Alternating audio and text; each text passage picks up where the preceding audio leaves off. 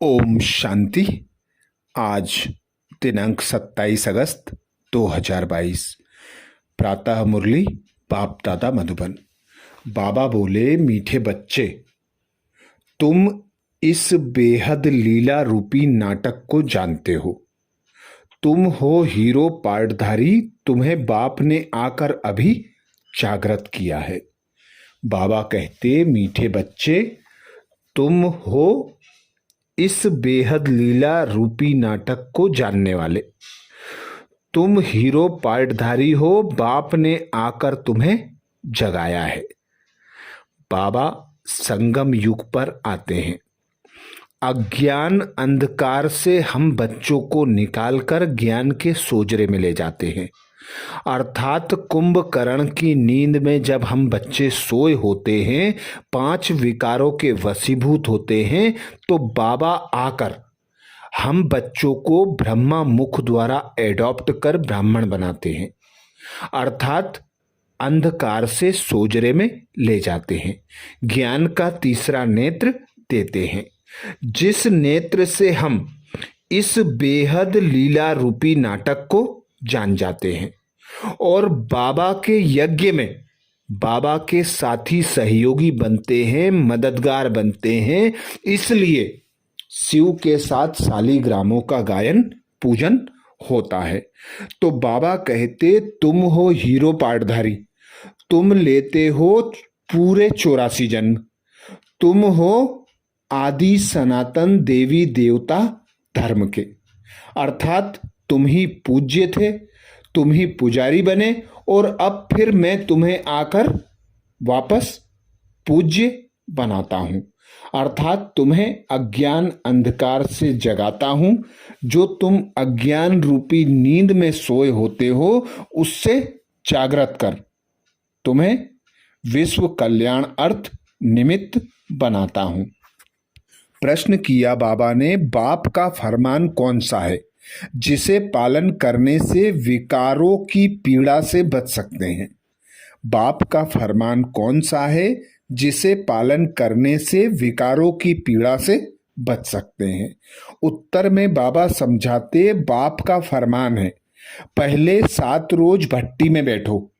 तुम बच्चों के पास जब कोई आत्मा 5 विकारों से पीड़ित आती है तो उसे बोलो कि 7 रोज का टाइम चाहिए, कम से कम 7 रोज दो, तो तुम्हें हम समझाएं कि 5 विकारों की बीमारी कैसे दूर हो सकती है।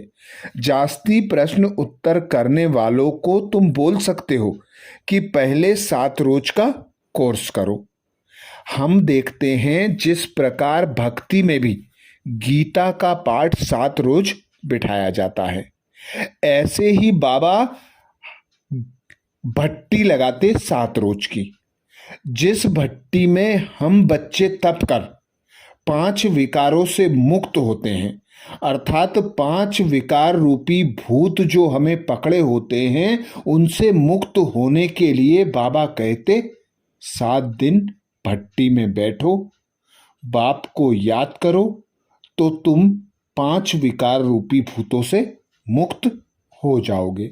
गीत सुनाया बाबा ने, ओम नमो शिवाय। ओम शांति। बच्चों ने बाप की महिमा सुनी। यह जो बेहद की लीला रूपी नाटक है, उनकी लीला के आदि मध्य अंत को तुम बच्चे जान गए हो। वो लोग समझते हैं ईश्वर की माया अपरंपार है। अब तुम्हारी बुद्धि में जागृति आई है और तुम सारी बेहद की लीला को जान चुके हो, परंतु यथार्थ रीति जैसे बाप समझा रहे हैं, ऐसे बच्चे नंबरवार पुरुषार्थ अनुसार ही समझा सकते हैं। मनुष्य उन एक्टर्स को देखने के लिए उनके पिछाड़ी भागते हैं। तुम समझते हो वह बेहद का ड्रामा है जो दुनिया के मनुष्य नहीं जानते। गाया जाता है, मनुष्य कुंभकर्ण की आसुरी नींद में सोए पड़े हैं, अब रोशनी मिली है तब तुम जागे हो। यह भी कहेंगे, हम तुम सब सोए पड़े थे, अभी तुमको पुरुषार्थ करना है। वह तो कह देते हैं ईश्वर सर्वव्यापी है, वह अपने से ऐसी ऐसी बातें कर ना सकें। अपने से तुमको बातें करनी है।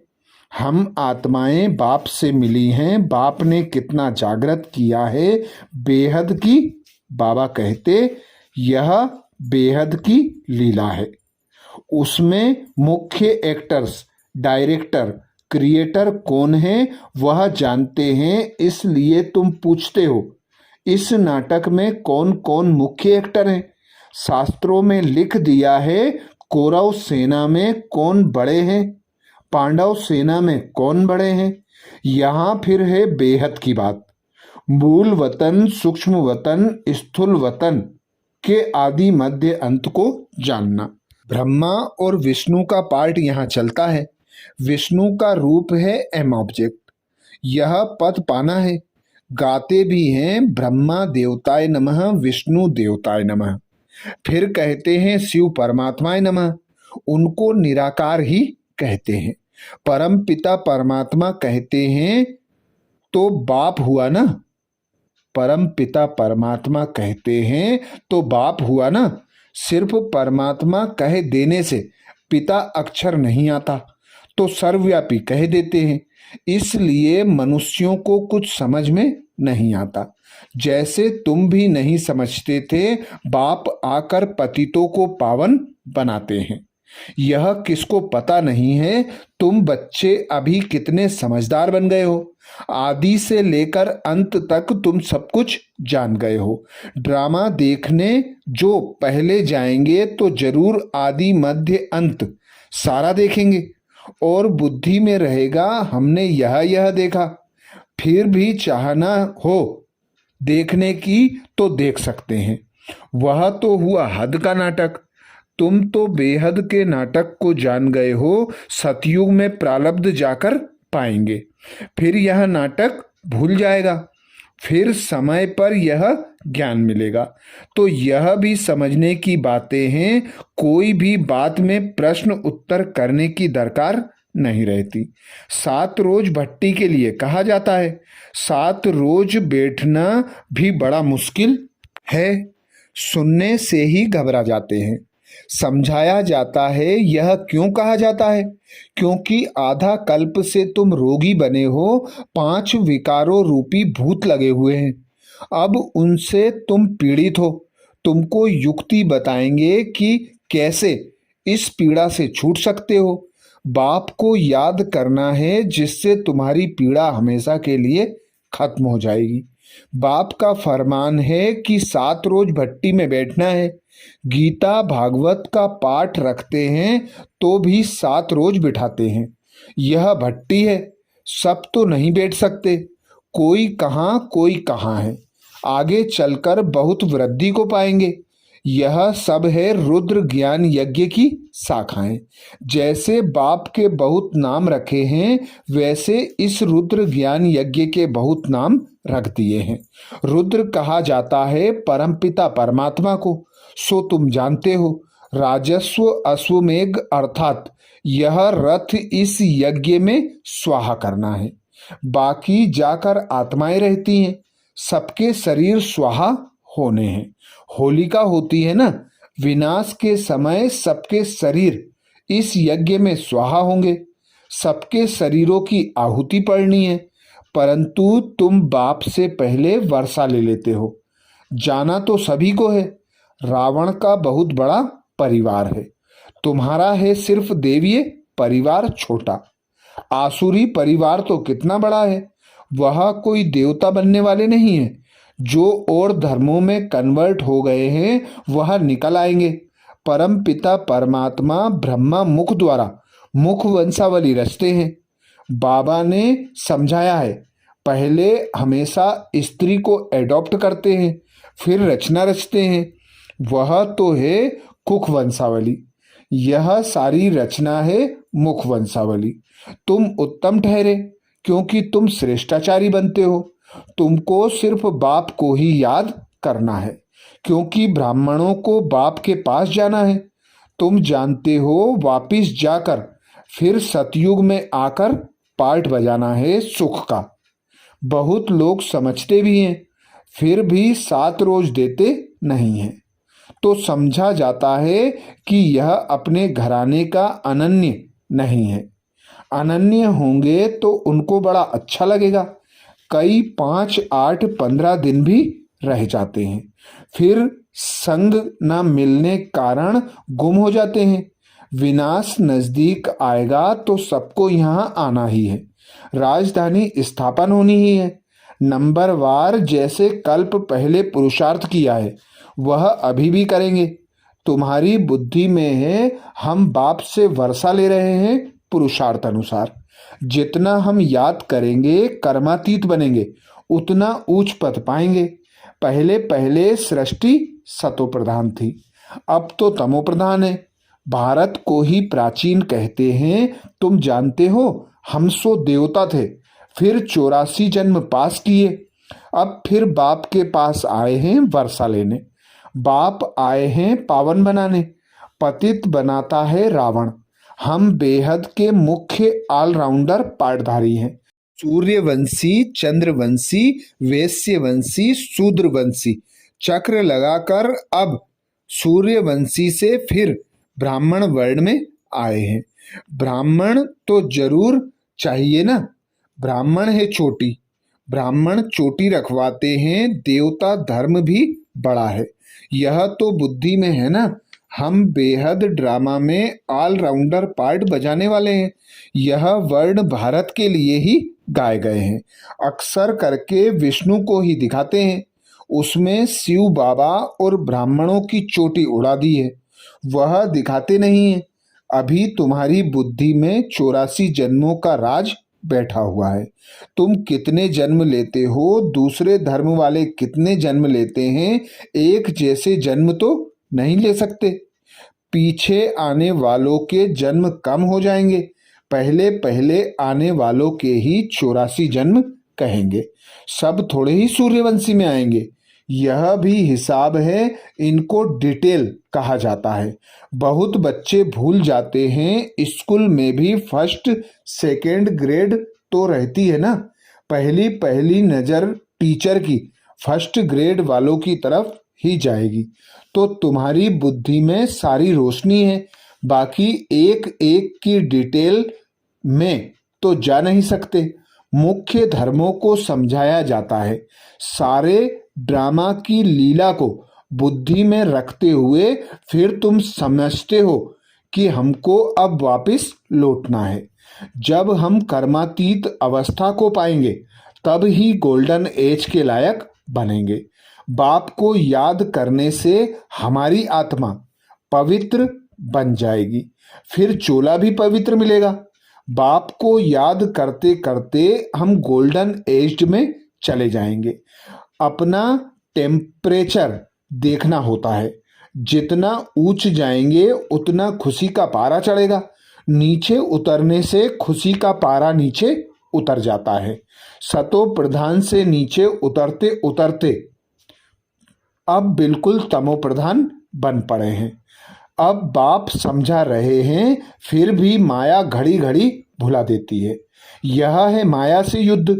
माया के वश बहुत हो जाते हैं। बाप कहते हैं सच्ची दिल पर साहेब राजी। बाबा कहते सच्चे दिल पर साहेब राजी होगा।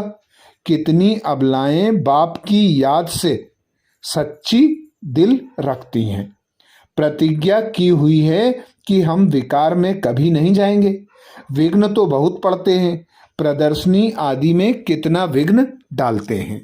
बड़े फकुर से आते हैं, इसलिए संभाल भी बहुत करनी है।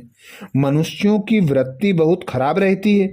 पंचायती राज्य है ना, फिर सतयुग में होते हैं 100% रिलीजियस, राइटियस, लॉफुल, सॉल्वेंट, डीटी गवर्नमेंट। तो तुम बच्चों को बड़ी मेहनत करनी है। चित्र भी बहुत बनते रहते हैं। इतना बड़ा चित्र हो जो मनुष्य दूर से ही पढ़ सकें। यह बहुत समझने और समझाने की बात है, जिससे मनुष्य समझें कि बरोबर हम स्वर्गवासी थे, अब नरकवासी बने हैं, फिर पावन बनना है। ड्रामा का राज भी समझाना है। यह चक्र कैसे फिरता है, कितना समय लगता है, हम ही विश्व के मालिक थे, आज तो एकदम कंगाल बन पड़े हैं। रात दिन का फर्क है। यह भी अपने विकर्मों का फल है जो भोगना पड़ता है। अब बाप कर्मातीत अवस्था बनाने आए हैं। भारत क्या था, अब क्या है। अब इस युद्ध में सारी दुनिया स्वाहा होनी है। यह भी तुम बच्चे जानते हो। बाप कहते हैं खूब पुरुषार्थ कर, महाराजा महारानी बनकर दिखाओ। चित्रों पर बहुत अच्छी रीति समझाना है। बुद्धि में यही याद रहे कि हम कितना ऊंच थे, फिर कितना नीचे गिरे हैं। गिरे हुए तो बहुत तुम्हारे पास आएंगे। गणिकाएं अहिल्याओं को भी उठाना है। उन्हों को जब तुम उठाओ तब ही तुम्हारा नाम बाला होगा। अब तक किसकी बुद्धि में नहीं बैठता, बाबा कहते अब तक किसकी बुद्धि में बैठता नहीं है। दहली से आवाज निकालना चाहिए, वहां झट नाम होगा, परंतु अजुन देरी दिखाई देती है। अबलाओं गणिकाओं को बाप कितना ऊंच आकर उठाते हैं। तुम ऐसे ऐसे का जब उद्धार करेंगे तब नाम बाला होगा। बाबा कहते हैं ना, अभी तक आत्मा अजुन रजो तक आई है, अभी सतो तक जाना है। बाबा तो कहते हैं कुछ करके दिखाओ। तुम बच्चों को तो बहुत सर्विस करनी है, परंतु चलते चलते कोई ना कोई ग्रहचारी बैठ जाती है। कमाई में ग्रहचारी होती है ना, माया बिल्ली बेहोश कर देती है। गुलाब कावली का खेल है ना, गुलाब कावली का खेल है ना। बच्चे तो खुद समझ सकते हैं कि बाप दादा के दिल पर कौन चढ़ सकते हैं। संशय की कोई बात नहीं। कई प्रश्न पूछते हैं, यह कैसे हो सकता है। अरे तुम साक्षी होकर देखो। ड्रामा में जो नूंद है सो पार्ट चलना है। ड्रामा के पट्टे से गिर पड़ते हैं। जिनको समझ में आता है वह नहीं गिरते। तुम क्यों गिरते हो? ड्रामा में जो नूंद है वही होता है ना। भारत में हजारों को साक्षात्कार होता है। यह क्या है, इतनी आत्माएं निकल कर आती हैं क्या? यह सब ड्रामा का खेल समझने का है। इसमें संशय की बात नहीं हो सकती। कितने संशय में आकर पढ़ाई छोड़ देते हैं, अपना ही खाना खराब करते रहते हैं। कोई भी हालत में संशय बुद्धि नहीं बनना है। बाप को पहचानना, फिर बाप में संशय आ जाता है क्या? बच्चे जानते हैं हम पतित पावन बाप के पास आते हैं पावन बनकर। बाबा कहते बच्चे जानते हैं हम पतित पावन बाप के पास जाते हैं पावन बनकर। तो गाया हुआ है, पतित पावन को आना है और पतितों को पावन बनाना है। जो बनेंगे वही पवित्र दुनिया में चलेंगे और अमर बनेंगे। बाकी जो पवित्र नहीं बनेंगे वह अमर नहीं होंगे। तुम अमर दुनिया के मालिक बनते हो। बाप कितना ऊंचा वर्षा देते हैं। पवित्र ऐसा बनते हैं जो 21 जन्म पवित्र रहते हैं। सन्यासी तो फिर भी विकार में जन्म लेते हैं। अमरपुरी में के लायक बाबा कहते सन्यासी तो फिर भी विकार से जन्म लेते हैं, अमरपुरी के लायक नहीं बनते। अमरपुरी का लायक बाबा बनाते हैं। यह अमर कथा पार्वतियों को अमरनाथ बाबा शिव ही सुना रहे हैं। बच्चे आए हैं बेहद बाबा के पास, वर्षा तो लेना ही है ना। यहाँ सागर के पास आते ही हो रिफ्रेश होने के लिए, फिर जाकर बाप समान बनना है। तो बच्चों का भी यही धंधा हुआ। अच्छा, मीठे मीठे सिकिलदे बच्चों प्रति माता पिता बाप दादा का याद प्यार और गुड मॉर्निंग। रूहानी बाप की रूहानी बच्चों को नमस्ते। हम सब रूहानी बच्चों की रूहानी माता पिता बाप दादा को याद प्यार गुड मॉर्निंग और नमस्ते। धारणा के लिए मुख्य सार में बाबा कहते पहली पॉइंट, किसी भी बात में संशय नहीं उठाना है। ड्रामा को साक्षी हो देखना है, कभी भी अपना रजिस्टर खराब नहीं करना है। किसी भी बात में संशय नहीं उठाना है, ड्रामा को साक्षी हो देखना है, कभी भी अपना रजिस्टर खराब नहीं करना है। दूसरी पॉइंट बाबा कहते, कर्मातीत अवस्था तक पहुंचने के लिए याद में रहने का पुरुषार्थ करना है, सच्चे दिल से बाप को याद करना है, अपनी स्थिति का टेम्परेचर अपने आप देखना है। कर्मातीत अवस्था तक पहुंचने के लिए याद में रहने का पुरुषार्थ करना है, सच्चे दिल से बाप को याद करना है, अपनी स्थिति का टेम्परेचर अपने आप देखना है। वरदान दिया बाबा ने। वरदान में बाबा बोले, संतुष्टता के खजाने द्वारा हद की इच्छाओं को समाप्त करने वाले सदा संतुष्ट मणि भाव। संतुष्टता के खजाने द्वारा हद की इच्छाओं को समाप्त करने वाले सदा संतुष्ट मणि भाव। डिटेल में बाबा समझाते, जिनके पास संतुष्टता का खजाना है उनके पास सब कुछ है। जो थोड़े में संतुष्ट रहते हैं उन्हें सर्व प्राप्तियों की अनुभूति होती है, और जिनके पास संतुष्टता नहीं तो सब कुछ होते हुए भी कुछ नहीं है, क्योंकि असंतुष्ट आत्मा सदा इच्छाओं के वश होती है। उसकी एक इच्छा पूरी होगी तो और 10 इच्छाएं उत्पन्न हो जाएंगी। इसलिए हद के इच्छा मात्रम अविद्या, तब कहेंगे संतुष्ट मणि। स्लोगन में बाबा बोले, स्मृति का स्विच सदा ऑन रहे तो मूड ऑफ हो नहीं सकता। स्मृति का स्विच सदा ऑन रहे तो मूड ऑफ हो नहीं सकता। तो ये थे बाबा के महावाक्य। अच्छा, ओम शांति।